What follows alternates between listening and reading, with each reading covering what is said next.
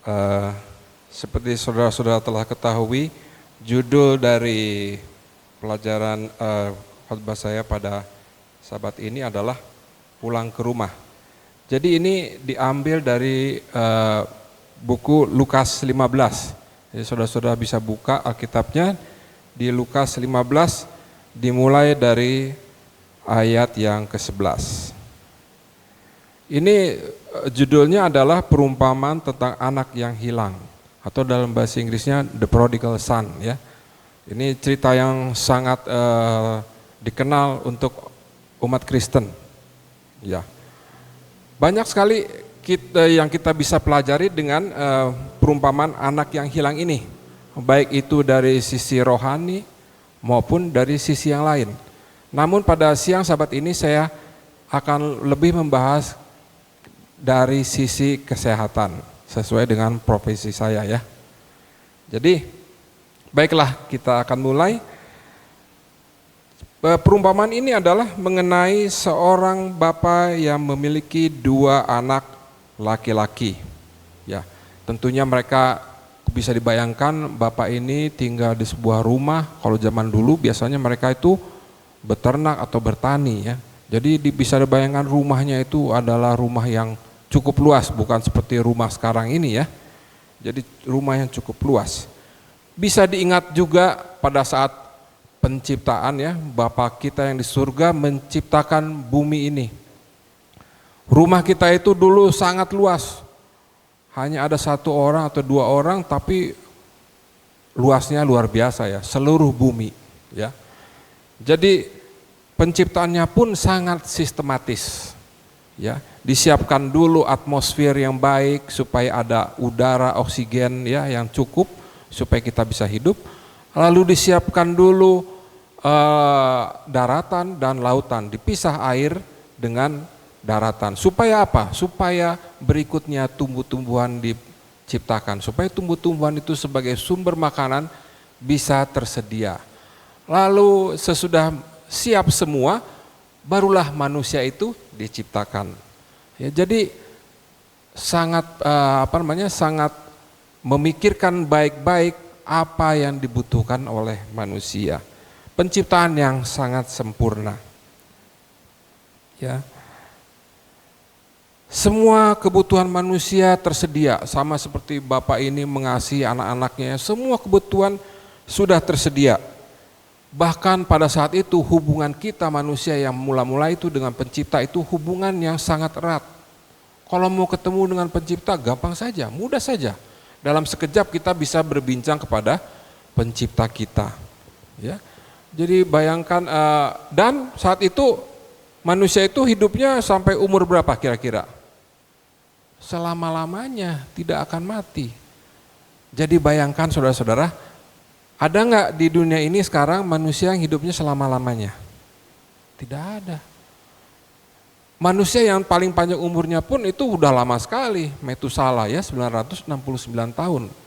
Sekarang manusia yang paling tua pun ada, saya lihat di mana tuh, saya lupa tempatnya, ada yang 120 tahun.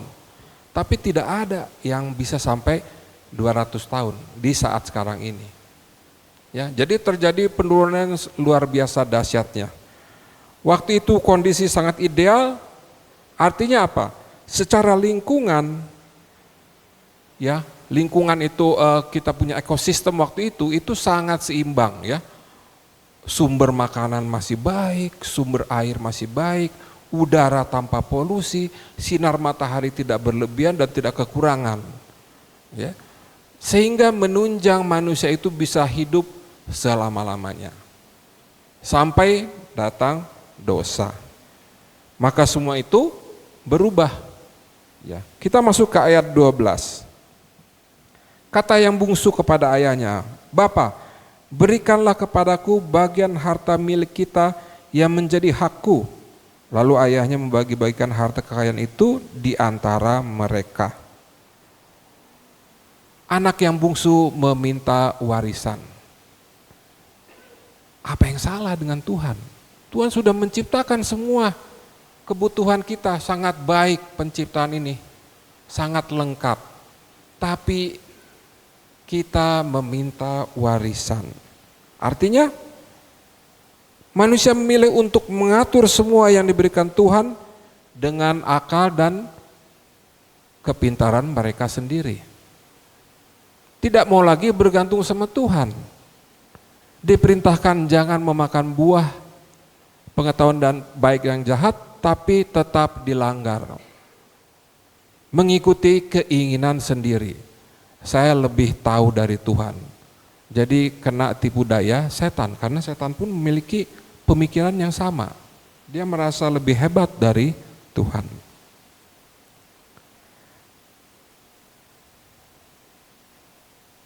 Setelah dosa, manusia meninggikan dirinya sendiri.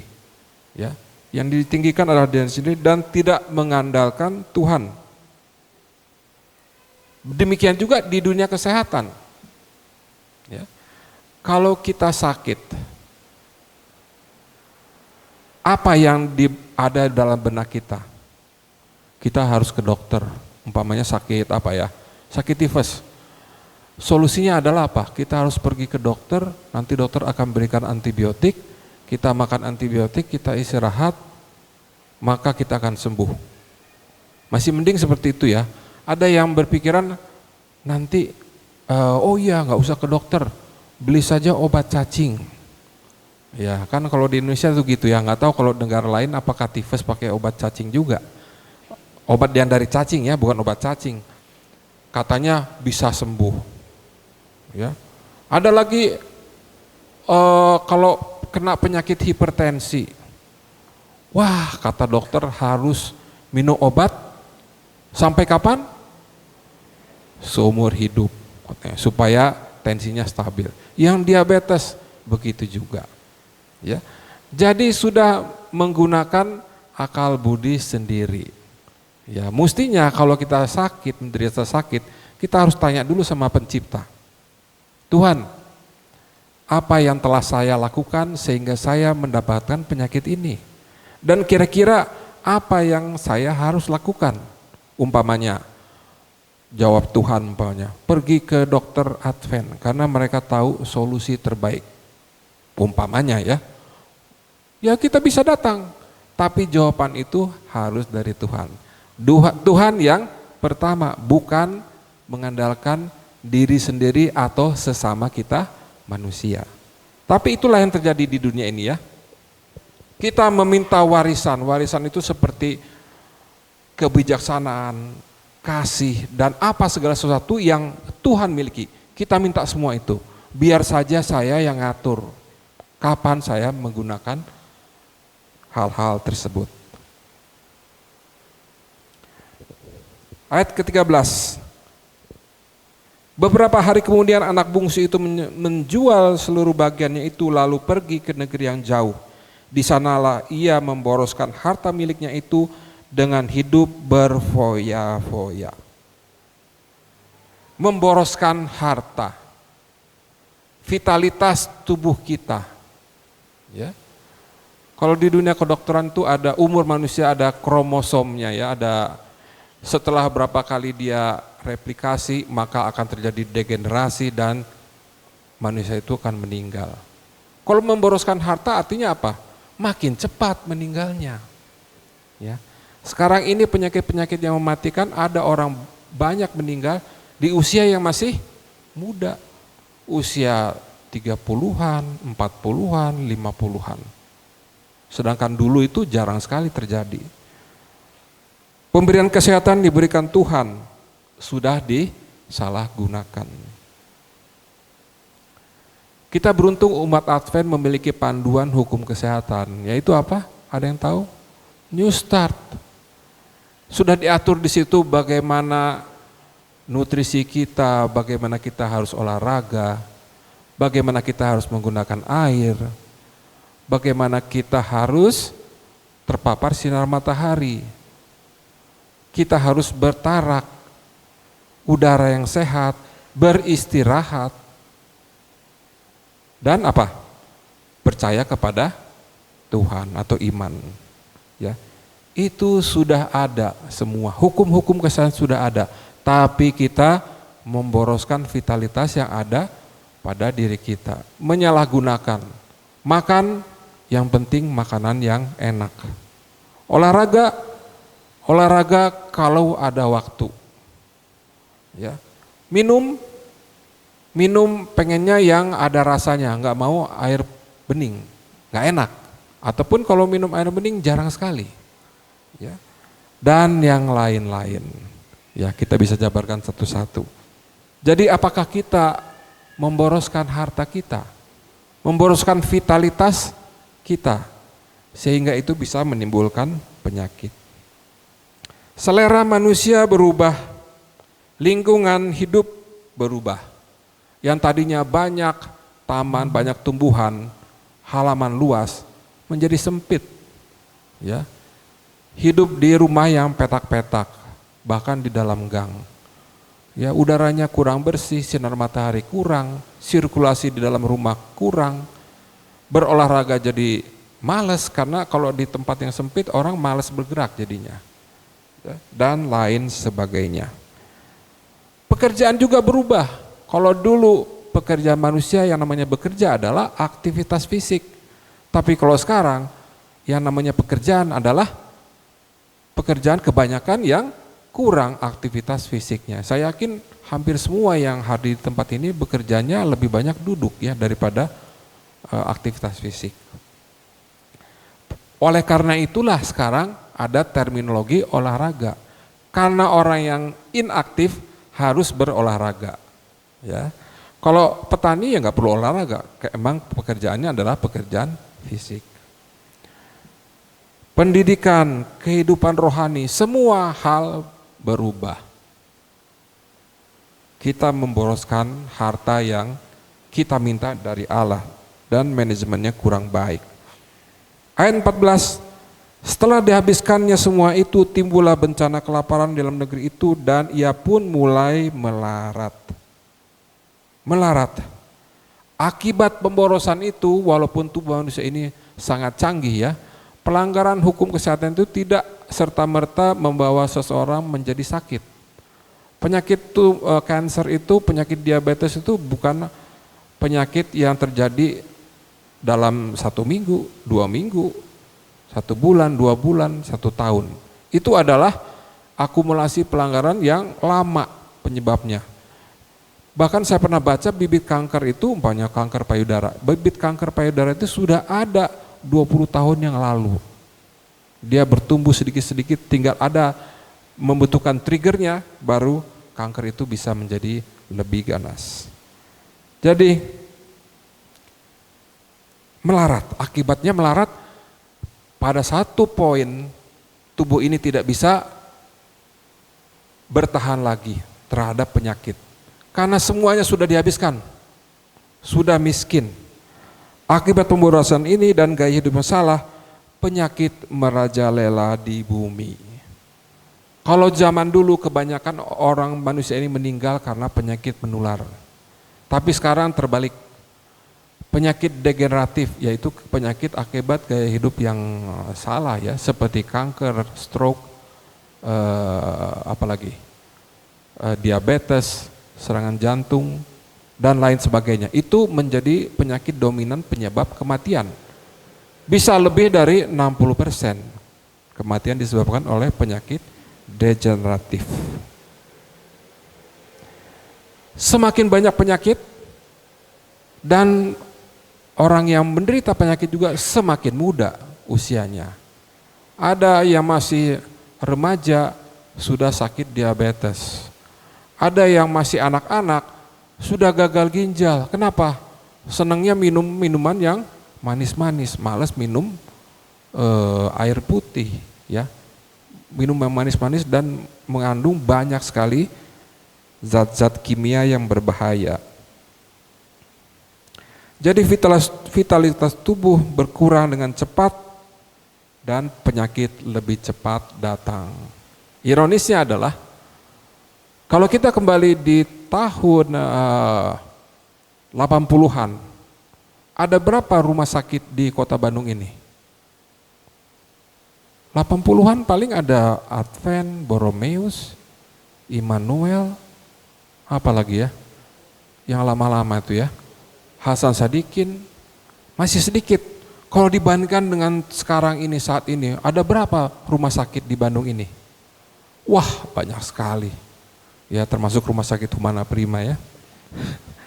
Tapi apakah dengan banyaknya rumah sakit, orang yang sakit berkurang? Justru bertambah. Berarti ada yang salah dengan sistem pengobatan saat ini. Ya, tidak menyentuh akar masalah dari penyakit tersebut. Ya, apakah kita tidak perlu dokter? Tentu perlu dokter. Apalagi dokter Advent, karena kita bisa mengajarkan solusi permanen dari penyakit pasien-pasien kita. Ya, introduce new start kepada mereka. Ya. Oke, ayat 15. Lalu ia pergi dan bekerja pada seorang majikan di negeri itu. Orang itu menyuruhnya ke ladang untuk menjaga babinya. Akhirnya, mestinya kalau sudah begitu harusnya kan bertobat ya. Malah pergi bekerja pada majikan lain. Kita udah sakit nih. Bukannya berdoa sama Tuhan, meminta petunjuk sama Tuhan, udah sakit. Malah kita pergi bekerja kepada majikan lain. Siapa? Mencari solusi kesehatan dari sumber lain selain Tuhan pencipta manusia. Solusi kesehatan bukan hanya pergi ke rumah sakit, pergi ke dokter. Sekarang ini banyak sekali pengobatan-pengobatan alternatif. Ya, bahkan di kalangan Advent pun banyak sekali. Ada yang herbalis, ada yang pengobatan dengan suplemen, apalagi pengobatan dengan tusuk jarum, pengobatan dengan Beckham, apalagi ya. Wah, banyak sekali lah, belum yang pijit-pijit ya. Terus segala macam hal. Ya. Banyak sekali. Jadi jangan kita sampai terkecoh, ya. Jangan pergi ke majikan lain. Harusnya kita mencari solusi kesehatan dari sumber dari kesehatan itu. Siapa yang memberikan kesehatan itu? Tentunya pencipta kita. Jangan kita lebih percaya kepada ajaran kesehatan dunia. Seringkali ada dokter, mungkin ini bukan dokter Advent ya, menyarankan, kamu harus banyak makan daging supaya kamu tidak anemia, supaya kamu tidak kekurangan protein. Saya pernah berbincang sama dokter spesialis anak, saya tanyakan, dok bagaimana dengan vegetarian menurut dokter? Bagus sih, cuman hati-hati anak itu bisa kekurangan protein. Nah, gitu kan? Ya, tapi saya maklumi karena dia bukan Advent ya, mungkin nggak percaya New Start. Jadi lebih percaya kepada ajaran kesehatan dunia. Seringkali kita percaya itu karena itu sesuai dengan kegemaran pribadi kita. Ya, ada dokter yang menganjurkan makan daging itu sehat. Kebetulan saya emang suka steak.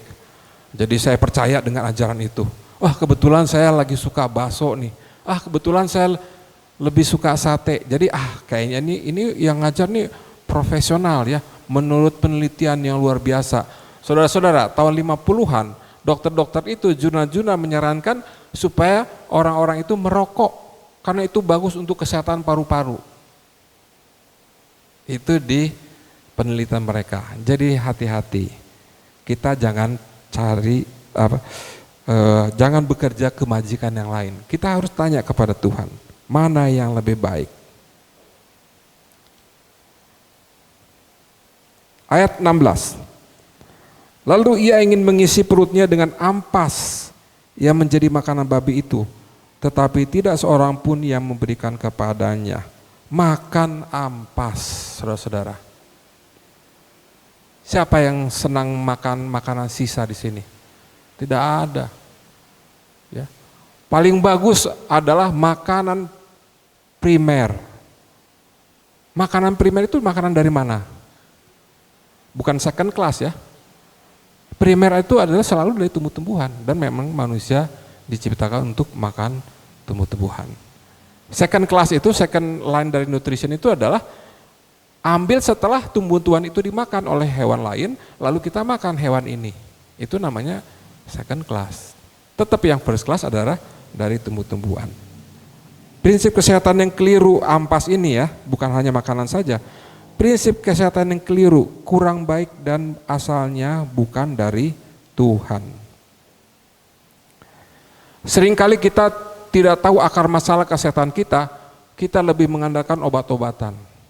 Ya. Aduh, tekanan darah naik, gampang, ada obat darah tinggi, turun, wah udah lega. Tapi kita nggak pernah mau cari tahu kenapa saya bisa darah tinggi. Ya. Atau diabetes, makan obat diabetes, gula turun, wah tenang. Tapi nggak dirubah terus gaya hidupnya, diabetes itu akan terus ada. Akhirnya muncullah komplikasi, bisa ke mata jadi rabun, bisa ke ginjal jadi gagal ginjal, harus cuci darah. Asal saudara-saudara tahu ya, hemodialisis ini adalah bisnis yang sangat menjanjikan di rumah sakit. Karena pasiennya banyak. Dan kebanyakan yang harus menjalani hemodialisis itu adalah orang-orang yang diabetes. Ya, sehingga gagal ginjal.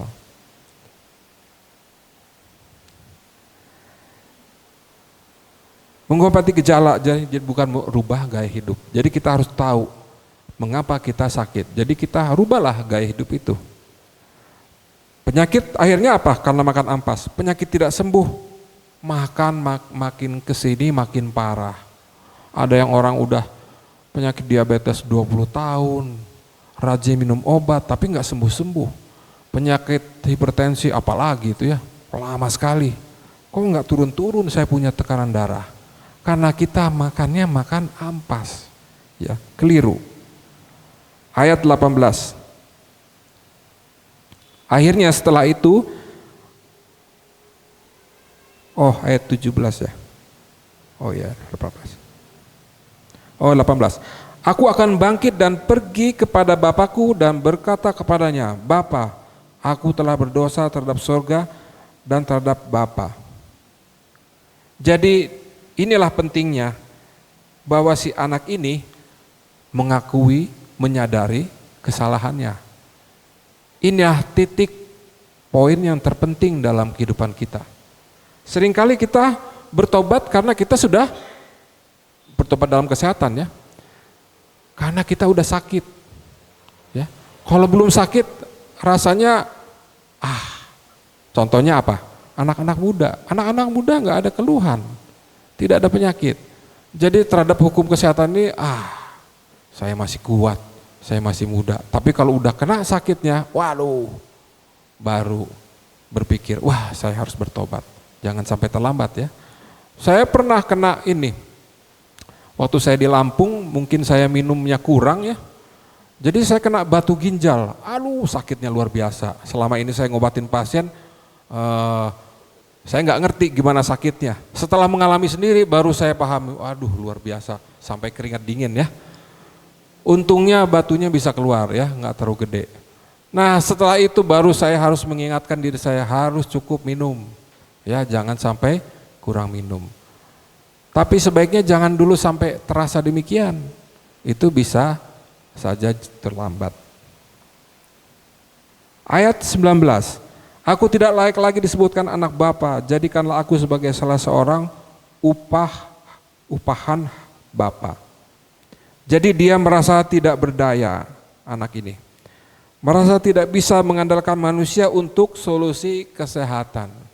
Itulah yang diinginkan oleh Tuhan. Tidak bisa kita mengandalkan sesama manusia untuk solusi kesehatan kita. Jelas yang paling tahu adalah pencipta kita tentang masalah kesehatan kita. Menyadari kuasa Tuhan yang bisa menyembuhkan segala penyakit di bumi ini. Jangan tunggu sakit dulu baru bertobat. Pertobatan lebih awal sebelum penyakit menjadi parah. Pencegahan lebih baik daripada mengobati. Tapi lebih baik terlambat daripada tidak sama sekali. Respon Bapa, maka bangkitlah ia dan pergi kepada bapaknya. Ketika ia masih jauh, ayahnya telah melihatnya. Lalu tergelaklah hatinya oleh belas kasihan. Ayahnya itu berlari mendapatkan dia, lalu merangkul dan mencium dia. Bapa merangkul dan mencium anaknya yang pulang, anaknya yang bertobat. Tuhan penuh dengan kasih dan pengampunan jika kita bertobat. Kalau nggak bertobat, bagaimana mau diampuni? Ya, jadi harus ada pertobatan. Jangan merasa sudah terlalu parah. Ya, saya pernah menjenguk oma-oma sudah tua ya. Doanya apa? Wah, lebih baik saya cepat mati. Saya udah nggak tahan lagi hidup di dunia. Kasihan lihatnya. Ya, jangan sampai menyerah seperti itu. Tuhan penuh kasih. Walaupun udah cancer stage 4, udah tetap berharap sama Tuhan. Ya, iman kepada Tuhan.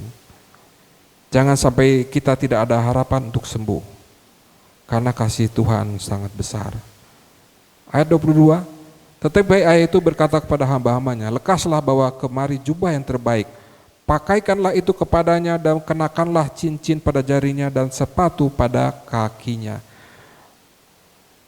Kalau kita bertobat, kita menyerahkan diri kita kepada Tuhan, maka Tuhan akan memberikan bukan yang second class, tapi yang first class, yang terbaik saat kita bertobat. Pertanyaannya, apakah kita percaya bahwa Tuhan kita bisa menyembuhkan penyakit kita? Sebagai orang Advent harusnya kita percaya ya. Ayat 24, sebab anakku ini telah mati dan menjadi hidup kembali, ia telah hilang dan didapat kembali, maka mulailah mereka bersukaria. Jadi sama dengan baptisan, mati dan bangkit kembali. Kita sudah jatuh ke dalam dosa, melanggar hukum-hukum kesehatan, kita mati dan bangkit kembali.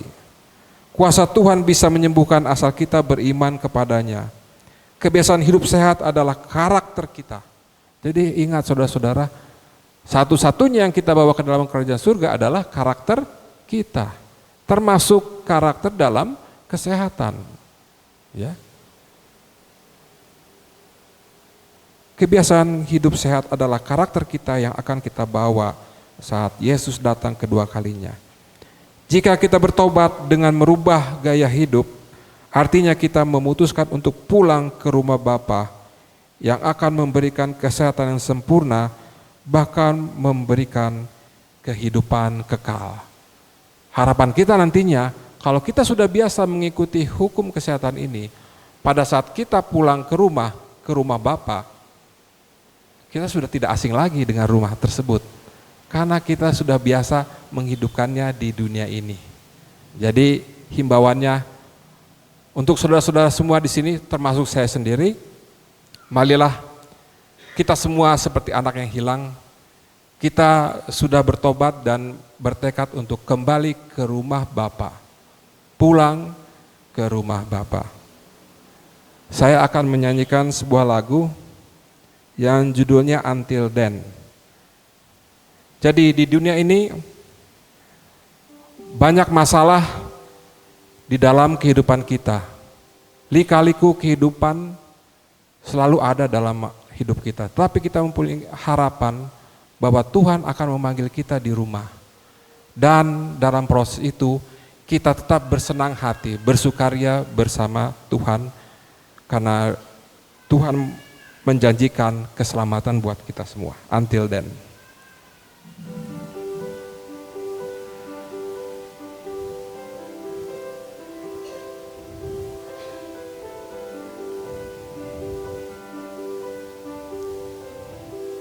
My heart can sing when I pause to remember a heartache here, but a stepping stone along a trail that's winding always upward. This troubled world is not my final home. But until then, my heart will go on singing.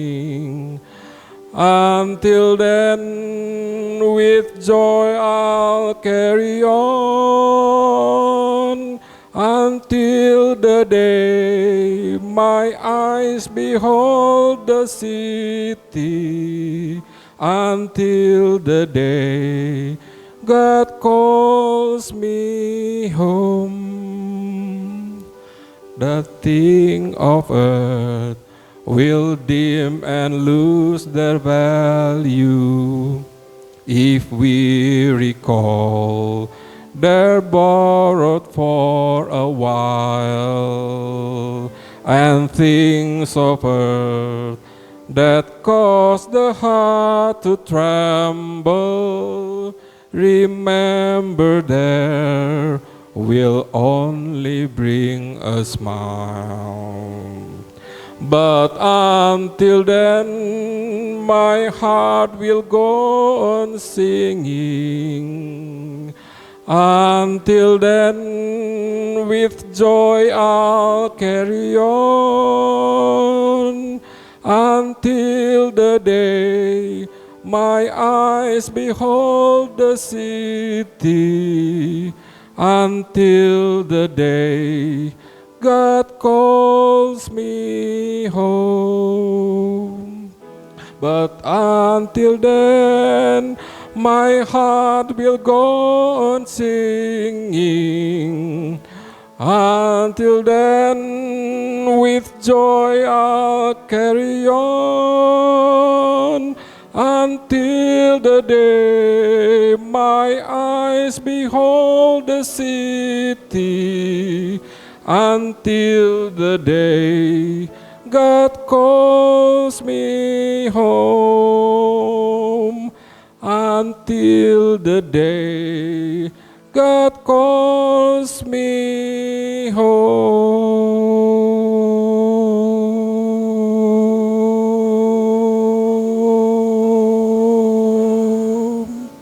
Amin.